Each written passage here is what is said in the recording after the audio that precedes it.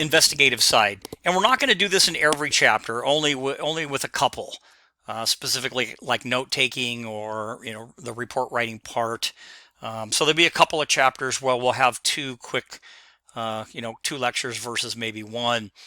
But it's good that we understand the investigative side of writing reports, just like we did with the interview and interrogation piece. So those are important that we understand both. And a lot of times this is funnier in person. But if you can read this, then hey, more power to you.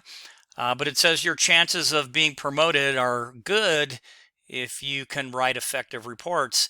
And while this is extremely horrible, I've seen some reports in my days, over 34 years, that weren't very well written. And I think that's because a lot of times, as we said before, that a lot of law enforcement officers, when they're new, they get kind of afraid of reports, but it's nothing to be afraid of. The more exposure you get to different kinds of reports, the better you'll be. And it's like anything else. It's like this. The first time you went bowling, if you've ever been bowling, and you sucked like I did, and I probably still do. And the reason is, or golfing.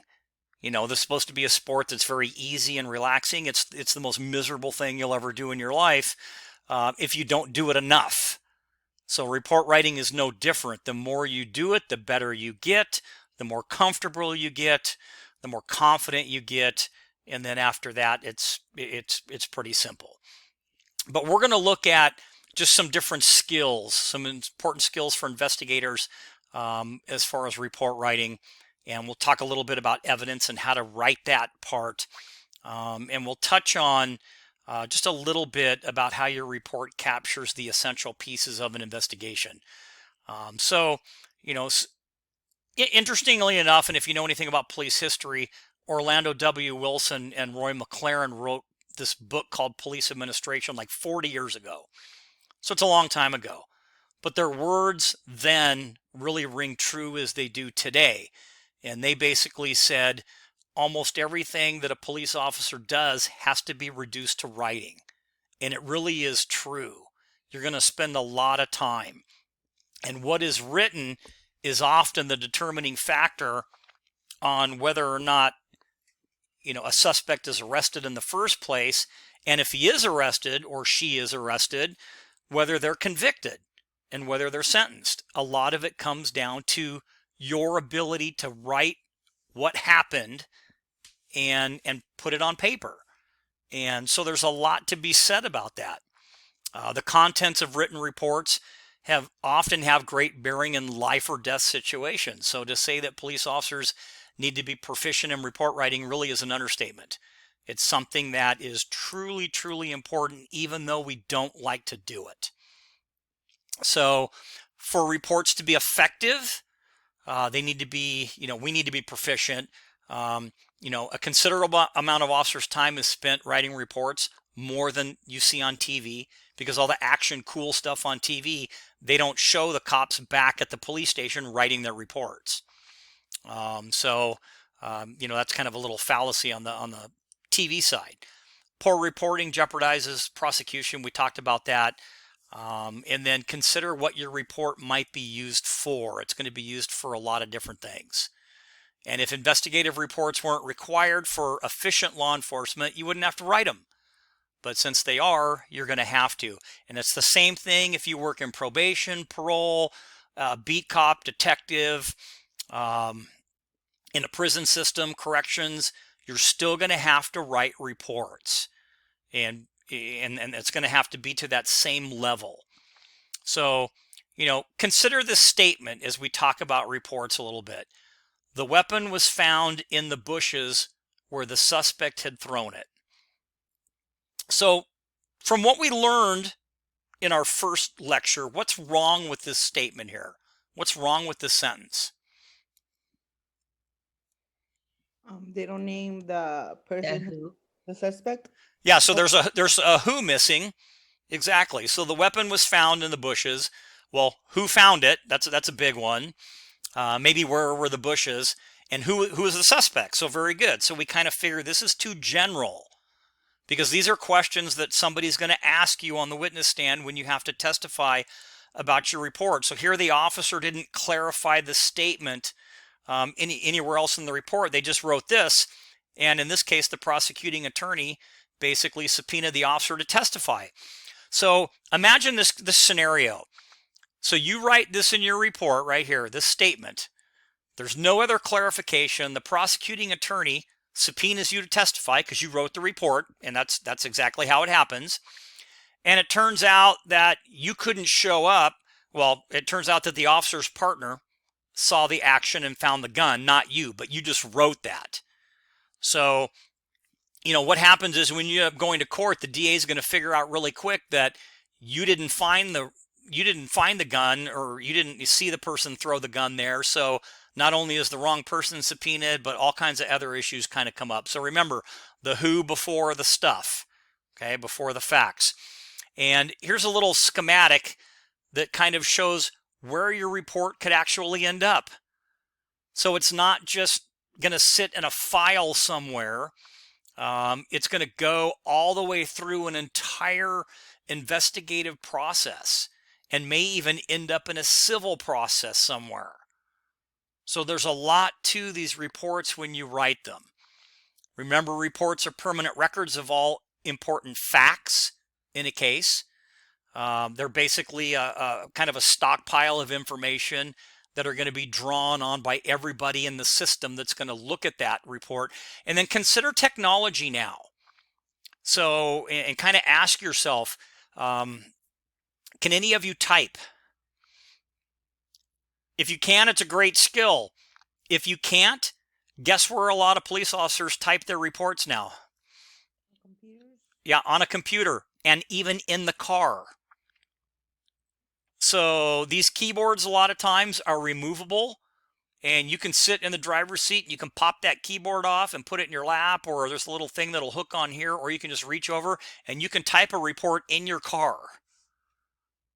So some departments even have laptop computers that will pull off of they just pull the laptop and you can take it into a victim's house and you can type the report while they're talking. You can take a statement or something like that. So a lot of the technology is in here now. So think about it. If your departments don't handwrite reports and they have to type reports and you don't type, going like this for a 10-page report, that's going to take you a long time. So just remember, again, technology is kind of caught up. We used to handwrite everything, but now we type everything. So, and I'm not a super typist, but after a while, you'll get the hang of typing and stuff like that too. But this is what the inside of a car looks like now, with all the techie cool stuff and, the keyboards and typing your reports in the car. And you can even dictate your reports, where you basically talk into a kind of a dictaphone machine and you'll tape your report and the report's sent to a transcriber and they type it for you. So departments even have that, which is actually pretty cool. When you get the hang of how to dictate a report, then you just send that report on, someone types it, gives it back to you, you review it, and then you approve it. So it's actually kind of cool. So technology is a good thing. So here are some of the uses for your report. The prosecuting attorney, of course, for preparing their case. They're going to look at your report and see if they have a case to prosecute. The responding police officer, when testifying, you're going to need your report because the case might go 5 years later and you're going to have to recall information. The judge might look at the report to determine if there's a factual basis for the crime. The jury, if there's a trial, they may look at part of the report. So it's going to be read by a lot of different people for a lot of different reasons. You're going to use it to look at the past, to provide a document of record. You're going to use it because the report actually may be a cold case report and it may drag on for 20 years. So it may sit in archives until you get more information. So just, understand there's a lot of different uses for your police report, not just aimed directly at the suspect. You gotta love when the media gets it. Yeah, the media is it's not a good thing when they get a hold of it. So hopefully your report is written well. Consider two, reports are used for crime analysis. So hotspots, like where are, if you get a bunch of burglary reports that are happening at the same place, the same area, that your crime analysis person is going to be able to uncover that. And also crime stats. Every time you take a report, depending upon the type of report, there's going to be information sent monthly to the UCR, which is the Uniform Crime Report, that the FBI basically takes all the crime stats and publishes them by department monthly. So crime stats, like how many crimes is your city experiencing, etc. So a lot of uses for your reports. And then, of course, investigative practices. And then your audience, again, who reads it, officers, supervisors, attorneys, private attorneys, not just attorneys for, your department, etc. Jurors, social workers, city officials. Someone said the media. Yeah, it's always a kind of a crummy thing when they get a hold of it unless you write a good report. Civil rights groups can get a hold of a copy of a report. Insurance adjusters, we talked about that, because it might be a crash report and somebody's going to sue somebody else, or the insurance company is going to sue the other insurance company, and they're going to depend on your report for, whatever their lawsuit is, etc. Keep in mind your audience, as we talked about before. People come from different backgrounds, different fields, varying degrees of familiarity with legal terms, and that thing, police jargon. So don't use jargon. Okay, it just people don't really understand it. As far as ineffective reports, writing effective reports, it's a skill. Remember that has to be learned in practice. It's like anything else. Just like with your firearm, when you first go through the academy, maybe you're not the best shot, but as you qualify more and practice more and do things, you're going to become better at it. It's like anything else. Sometimes, and I hate to say this, but I put it in here so a lot of training officers might encourage you as a new officer to take shortcuts. Don't do that. You want to learn the longer way, and then you want to learn what works for you.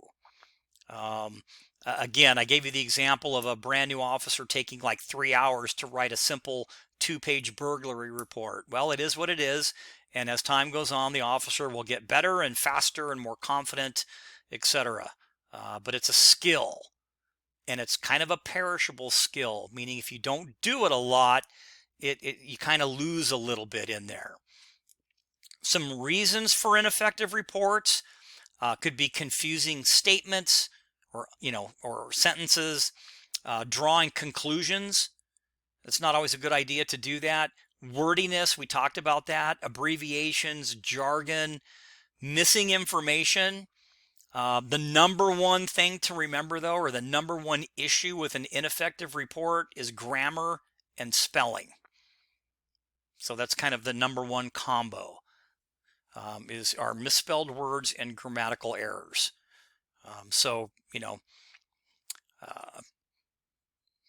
Spell check, just be careful, because again, it's not always 100% accurate. When you organize your report, understand that the cornerstone of a good report is organizing it. So plan in advance on how you're going to organize your report. You can even take a piece of paper, and I used to write headings when I started writing reports. I take just a 1-sheet piece of paper, and I'd put notification, observation, witness statement, victim statement, suspect statement. I would make little headings, so when I was writing my report, I would just fill the stuff in below, kind of scratch it out a little bit before I would actually start to write it more professionally. So making little notes isn't kind of an outline isn't a bad idea. Remember headings. It makes it easier when you write a report when you put headings in there instead of one big giant block paragraph like we talked about. Make sure that you list the facts in chronological order. It's, don't start from the end, start at the beginning. I got the call here, I arrived on scene here, I saw this, I spoke to this person, I spoke to that person, and just kind of exactly what you did in chronological order. Your heading might actually look like this, and this is generic, but it could be your initial response or call, depending upon your department. So it could be, I got a call of this at that, 123 North Willow at, on this date at that time. I arrived on scene and I saw this. So you might have, your second heading might be crime scene, might be photographs, might be evidence, might be witness statements, might be suspect. Could be different. It depends on your organization, but using these little headings will help you and you'll stay chronologically correct. When you structure your narrative part of the report, the other, the face page is a little easier because it's just typed in boxes, but the narrative is the one where you're going to use the different types of headings. Again, you'll have an opening paragraph. The next paragraph will contain maybe what the victim or witness said, record what you did, and the final paragraph might state the disposition. So pretty simple, and you don't have to have 1,000 headings. It can be very, very simple. We talked about the report forms. We've already kind of gone over these, but these are, the easier part because you just type into the boxes. Some characteristics of good reports still, in addition to the, structured narrative, a good report will have several other characteristics which kind of fall into two areas, which would be content and form. And content is what is said, and form is how it is written. So an effective report writer pays attention to content, which is what's being put in the report, what is said, and the form of the report.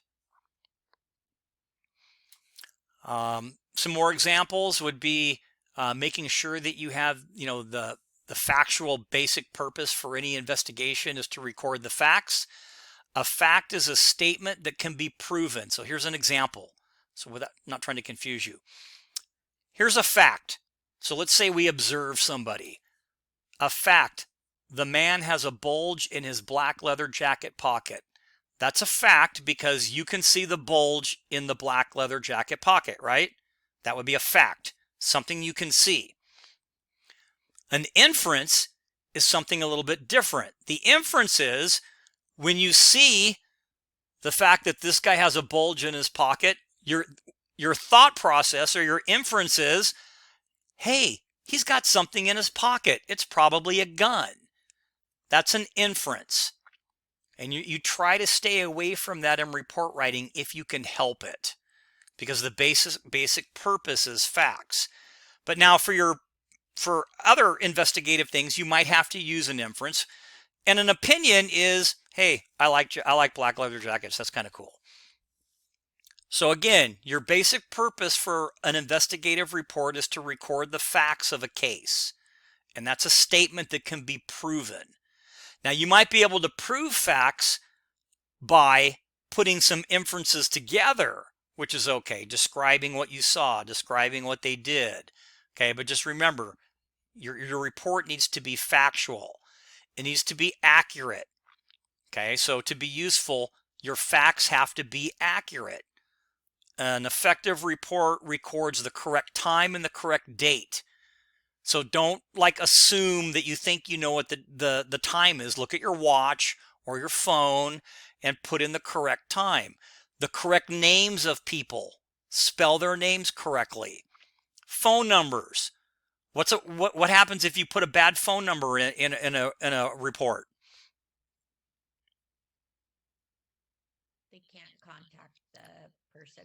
Yeah. I mean, it seems really, oh, wow, I messed up, I guess. But now you can't call them for a follow-up. You can't get in touch with them. So even putting a wrong phone number in. So make sure you get proper phone numbers, addresses. Ask again if you don't understand. And descriptions of the crime scene, property, vehicles. Be as accurate as you can. Professor, what if the coroner is the one that has the information wrong in their report? Well, the good part is that even if they have it wrong, once you get back to the station, you can run the person's name and information, and you can confirm it back at the station if you have to, or through dispatch. So even if it's time-wise, let's say that the accident happened at 12:30, but for some reason the coroner has it happened at 1 o'clock in the morning. Like, Well, if they did that investigative thing, I mean, all you can do is you can use their information. If you have other statements from people that show that it was at a different time, right. you may have to discuss that with the coroner. But you can only control what you have, and that's a great question, Mary. Mhm. Um, Yeah, but typically, yeah, typ- go ahead. typically they're fairly accurate, but you want to be as accurate in your report as you can, and if you have to explain a discrepancy, then it's easily explained. So that's what we tried doing with our case, right? They tried to say that it happened at 12 midnight, but in reality at 12 midnight he was at home with V. So he wasn't killed until 12:30, but for some odd reason the coroner has it that it happened at midnight. So that's like completely off. Yeah, and there a lot of times with it. Keep in mind with a coroner's report, a lot of because they weren't there. Mhm. If they didn't have a witness statement, then they're going based off of the best scientific evidence as far as determining time, etc.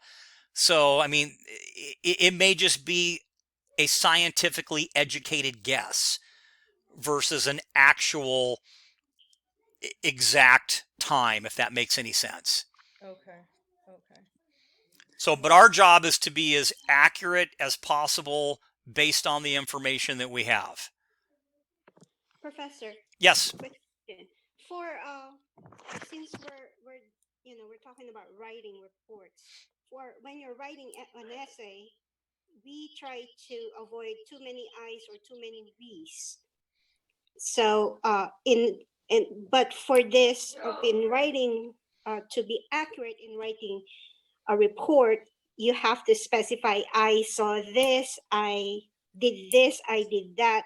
So will it make a difference or will it be considered as a bad report if we keep on using the I's and the we's? No, and I mean, as long as you don't have to put an I in every sentence, or a we in every sentence. And you want to be careful with we.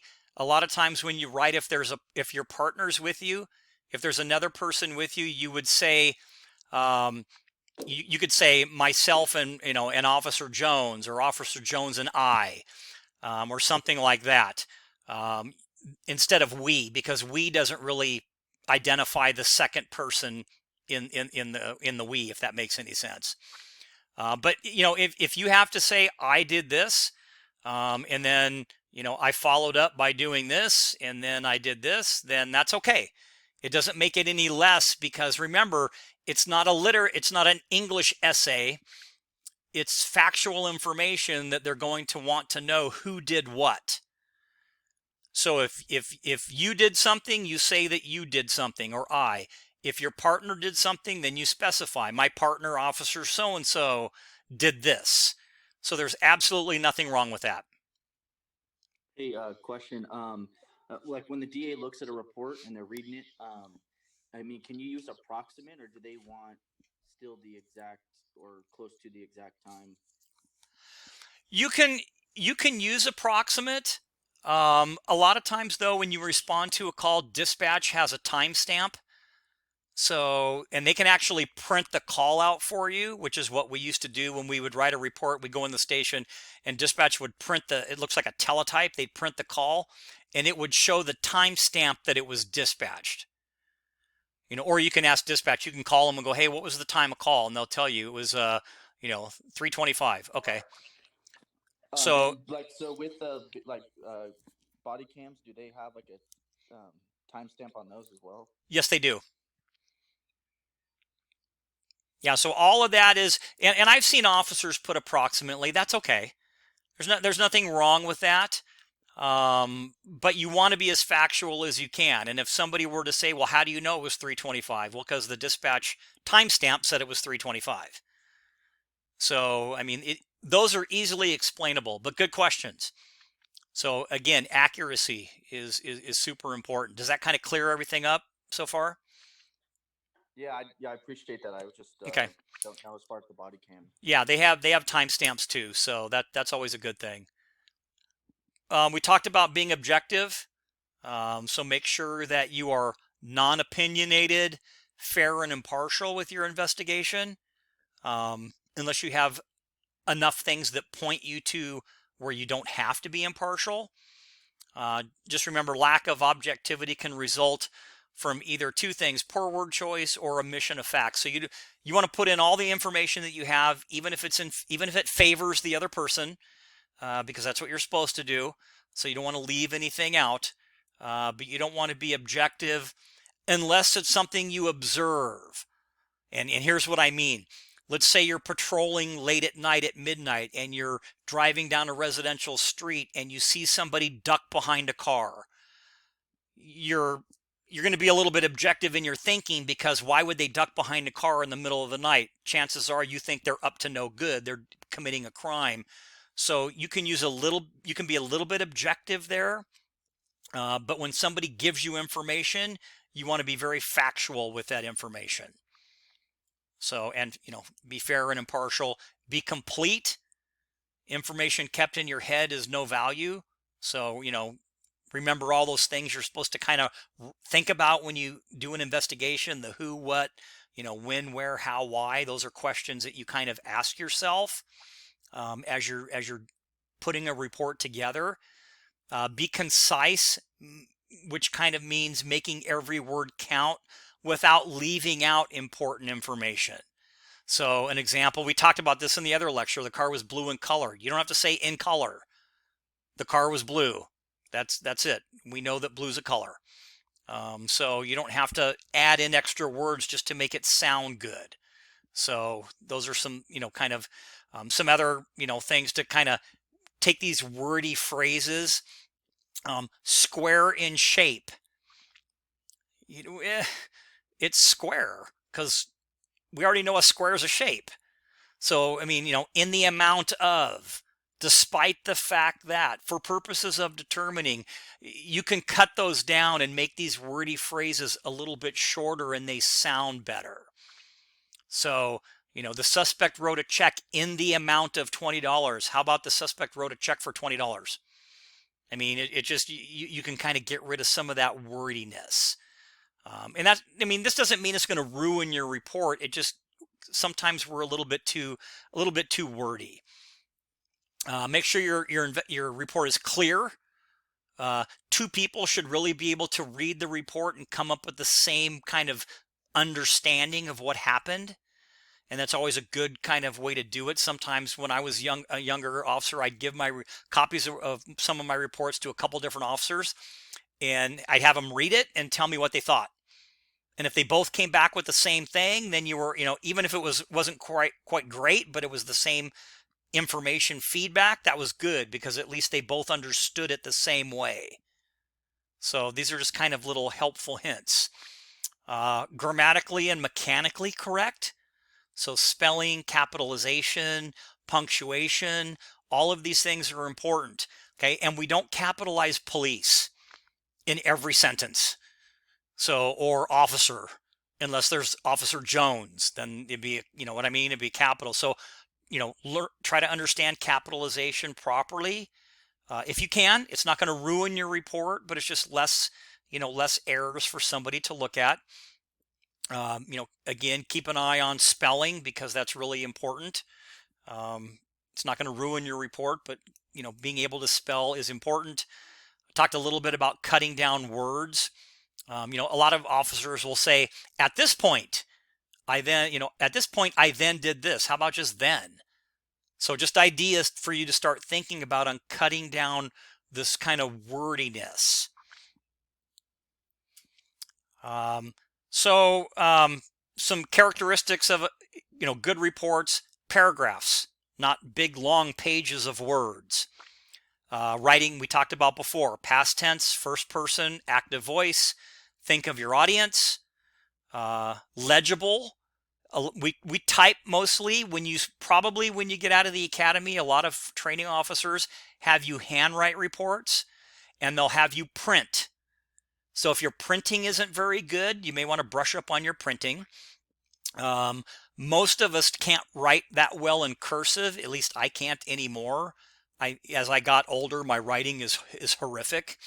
I can print in block letters pretty well, because that's what I did for 34 years. But my handwriting isn't that great anymore. But now we type reports, so it makes it a little bit easier if your handwriting isn't that great. Talked about paragraphs. Use them. Write in the past tense again, because things happen, they've already occurred typically in most reports. We talked about first person. Refer to yourself as I. You can use, in certain circumstances, you may have to use me, my, we. Be careful of we unless you identify the other person. But I responded to the call is writing in the first person. And this kind of contrasts with this officer responded to the call. I is better. So that's first person. You don't need to say this officer. We talked about active voice, where you're basically, I wrote the report. That's the active voice. The passive voice would be something like the report was written by me. So you can see the difference, hopefully, or you can even hear the difference in there. There's nothing wrong with saying I. It just first person sounds a lot better. We did talk about audience focus, so I won't beat a dead horse on that. Legible reports are important. And then you don't know this quite yet, but on the investigative side, you basically have 48 hours to get your report done for an in-custody report. So when you're new and you're writing reports, a lot of times your training officer will make you stay at the station and finish your report before you go home for the day. Because if it's an in-custody report, that report has to get over to the DA's office within 48 hours, or they release the person from custody. So it's important to, be timely, be legible. Let's see. So here's an example of a report that I took out of a book, which is actually kind of interesting. And look at how the officer kind of wrote this. So it says here, I attempted to apply an escort hold to the subject, but I noted resistive tension in his arm. So I applied pain compliance instead.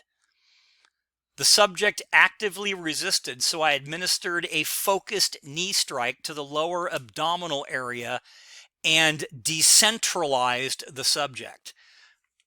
God, that's horrible. Anyway.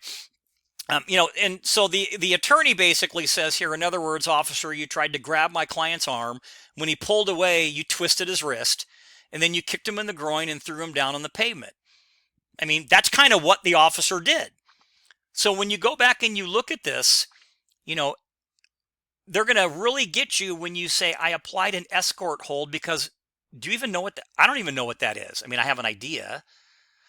Resistive tension, what does that really mean? I applied pain compliance instead. What does that mean? See how vague that is? So there's nothing wrong with being factual and saying that I grabbed the suspect's arm, he pulled away from me, so I did this, whatever this is. So it's okay to say things like that. So, again, be factual. Don't just leave it up to interpretation by others. A lot of reports, and we're almost done.